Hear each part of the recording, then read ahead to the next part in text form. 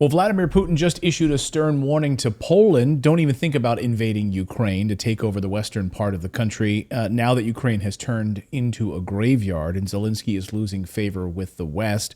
What will happen to Ukraine once this is all over with? In recent weeks, rumors have been circulating that the Poles would love to move into Belarus and into Western Poland to annex that part of the country. Zelensky has been calling for cooler heads to prevail.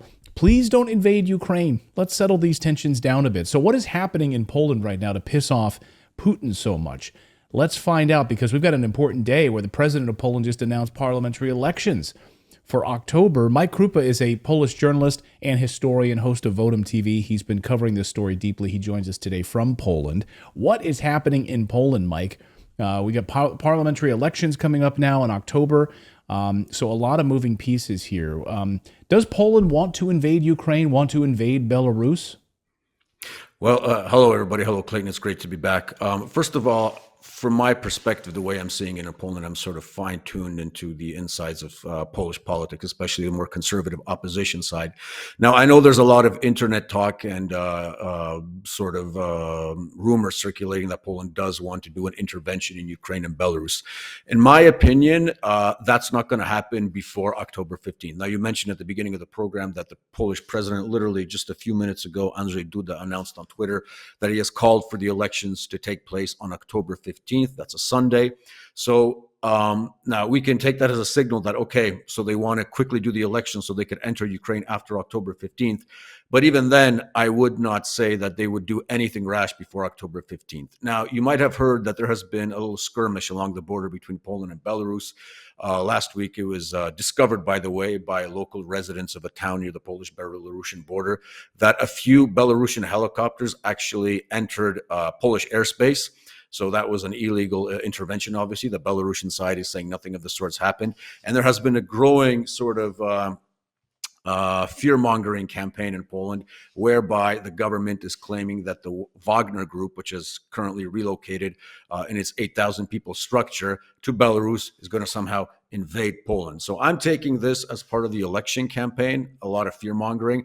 I don't understand how 8,000 people can, execute a full-fledged invasion of Poland, as they say. Right. But the rumors that are out there about Poland going into Belarus and going into Ukraine, I don't find anything substantial from the sources that I'm hearing. I think the warnings that came from Putin in the Kremlin and during that famous discussion he had with Lukashenko a few days back were a warning in and of itself, basically, that they might be hearing rumors coming from intel sources in Poland that this might have been discussed, but I'm not seeing anything active as of this point. I don't think any sane person in Poland, even the pro-Ukrainian opposition in Poland and the pro-Ukrainian government, with the exception of the one-party confederation, are actually telling the public that we're even thinking of entering Belarus or Ukraine, which is a good thing in and of itself. Now, you say this before the October 15th election, right? I mean, so Putin wouldn't issue this order if there wasn't something that they were actively watching, right? And I agree with you. The idea that the Wagner Group is going to invade Poland, a NATO country, 8,000 forces into a NATO country would be insanity. With the United States military bases there, it would be absolute nuts. But of course, that's exactly what Putin is saying in reverse, right? You're a NATO country. You're going to invade Ukraine. That will not stand. So Ukraine looks like it's going to become a battleground. I mean, in terms of NATO powers beyond what it currently is, no? It seems that way. There's also been, apart from the Belarus angle, there has been a spat also between the Polish government and the Ukrainian government a few days ago. As a matter of fact, there was a report in a major Polish news outlet a few days before this took place, whereby the advisors of Poland's most powerful political leader, that is Jarosław Kaczynski, who is the head of the Law and Justice Party. Apparently, a few of his advisors were telling him, you know what, I think we should tone down the pro-Ukrainian angle because the opposition party Confederation, which is a conglomerate of sort of libertarian nationalists and Catholic traditionalists, has really come out hard against this, very pro-Ukrainian stance that Warsaw currently is representing. And they told Kaczynski, we got to tone down the rhetoric and accent, talk more about a Poland first platform. So all of a sudden, we've seen a change of tune on the part of the government whereby they're saying, by the way, Ukrainians, I think you should be more grateful for what we've been giving you. And Deputy Minister of Foreign Affairs, Marcin Przydacz, this was 2 weeks ago, he wrote on Twitter that For all that Poland has done for Kiev, we expect a little bit more gratitude. And the response from Kiev was they actually called the Polish ambassador into the Ukrainian foreign ministry. They gave him a smack down. Then there was a response in Warsaw where the Polish foreign ministry called in the Ukrainian ambassador, and they went at it. So officially, there's a little fight going on between Poland and Ukraine because the Ukrainians are not happy that Poland wants to block Ukrainian grain from entering the Polish market, which would basically kill our farmers. And just a reminder, most of the Polish farmers, as of today, vote for the governing party. So the governing party knows where its support comes from. It comes from the province. It comes from the farmers in many ways. So on an official line, right now, as we speak, there is tension between Poland and Ukraine, not to mention tension between Poland and Belarus. So that's something unexpected to a lot of people. Although I would hesitate to say if this is really genuine, because if you look at what the current government has done since February 24, 2022, the amount of subservient services, basically, that we've given to Ukraine, including military equipment, the billions of Polish zlotys that have went there, the mercenaries that were allowed to go to Ukraine and die en masse. And that's just the tip of the iceberg. There's a lot of things we don't know about. I find it hard to believe that this is a genuine opposition to what's happening in Kiev. It may seem like Zelensky wants to prolong the life of this government by allowing them to sound very patriotic and Poland first, but only, as you said, until October 15th. So currently, I'm not so much convinced that this is a real fight, although it does seem that the substance of the fight is genuine, because if we allow the Ukrainian grain to come into Poland and other European markets, we're going to be swamped and our farmers are going to be having a hell of a tough time. I want to ask you about these elections. So you've got the ear of the people on the street there in Poland.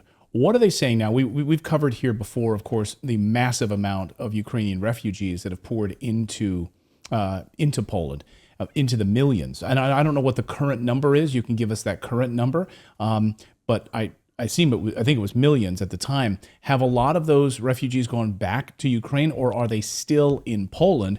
And how does that shift the election landscape? The majority of the Ukrainians that came into Poland after February 24th, they're still in Poland. Now, if you add that to the Ukrainians that were already here before the war, which was about 1.5, around 2 million, I would guess in Poland right now, my rough estimate would be that we have around 4 million Ukrainians in Poland that we can account for. I'm not talking about the illegals that are here, but I'm guessing it's around, some people are saying, let's say 3.5 to 4 million. That would be a rough number. And I think a pretty exact number. But right now, we can see Ukraine fatigue in the Polish electorate. That's for sure. That's why you're seeing the change of tune coming from the government. Now, they woke up fairly late to the party, so to say, because up until now, anybody who was voicing a different opinion on the Ukrainian-Russian war and Ukrainian-Polish relations as they are constituted right now in relation to that war was called, a Russian agent, a Putin stooge, pushing Kremlin talking points and all that. But all of a sudden, the government is coming out and saying, hey, we have to put Poland first. They actually put a hashtag. All the government officials, the ministers, they put a hashtag, Poland first, that we have to take a tough stance against Ukraine and we'll always put our interests first. It's like, okay, guys, where were you since February 24, 2022? So there is Ukraine fatigue. If you were to talk to any typical Polish voter on the street and asking, for example, should we continue the help? Should we bring in, another million Ukrainian refugees into Poland? Every single one of them will tell you no, no. And obviously they would say no to any sort of Polish military incursion into either Belarus and especially Ukraine. Now, how that will transpire into votes is anybody's guess, although the main sort of mostly genuine oppositionist party to the war from the beginning, which is Confederation Party, especially one MP, one Grzegorz Braun.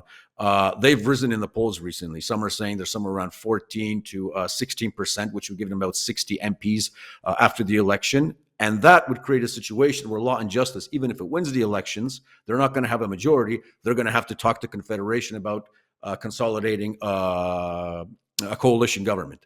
So we'll see where that goes. But one thing can be said for sure. All the polls are showing Ukraine fatigue in Poland. All the polls are showing that the level of support for bringing in Ukrainians and Ukrainian immigrants has gone way down from about 80% to just lower than 50%.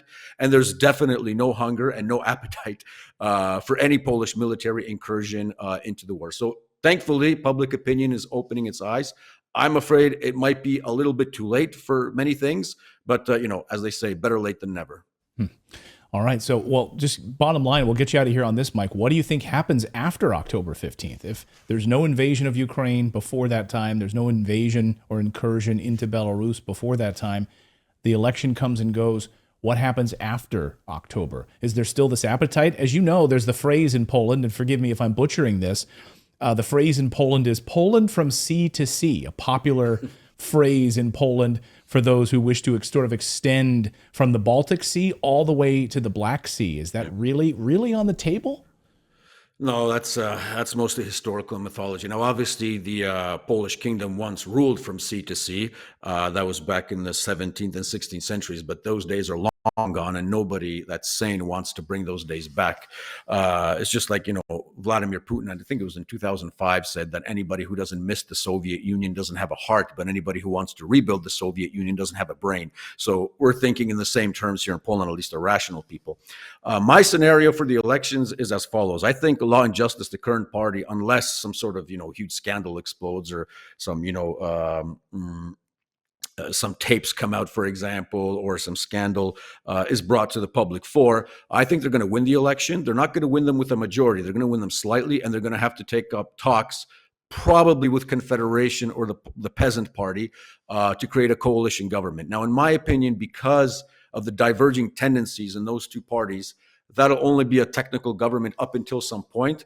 And as of today, I would predict that within a year and a half, max two, we're going to have another round of parliamentary elections in Poland. And those ones are going to be the more consequential ones. Because right now, in the war situation, I don't think peace is going to do anything rash, as I said before, October 15th. But the numbers are simply not there for them anymore to win a majority as they did in 2015. And in 2029. So I'm predicting 90% chance there's going to be a coalition government, and the coalition government will most likely be with the Confederation Party. But just to end off, there are two factions in the Confederation Party. One wants to do a deal with peace, and they're obviously gunning for it. Peace is obviously Law and Justice. And the other one, the more hardcore one, the more realist one, which I mentioned, Grzegorz Braun, doesn't want to do any coalition with Law and Justice. They want to take out Law and Justice for the evil that they perceive it has done to Poland in the last couple of years, including being a subservient client of the Biden regime as it relates to the Ukraine war. So that'll be interesting to see what happens. Fascinating. Very important country. In this entire geopolitical landscape right now, especially in the Ukraine war and what's happening there. Thank you so much, Mike. Great to see you as always. Great insight. Fantastic insight. Thank you so much, Mike. We really appreciate you joining us. Thank you, guys. Hope to see you soon. Take care. Thank you so much for watching this segment here at Redacted. We are live every day at 4 p.m. Eastern Time, trying to share the stories that the mainstream media will not cover. You should also come over and join our community of Redacted Rebels over at redacted.inc. That's our private locals community where we can share exclusive content that we simply cannot share here on YouTube. Come over and join the rebellion together right now by going to redacted.inc. We'll see you next time.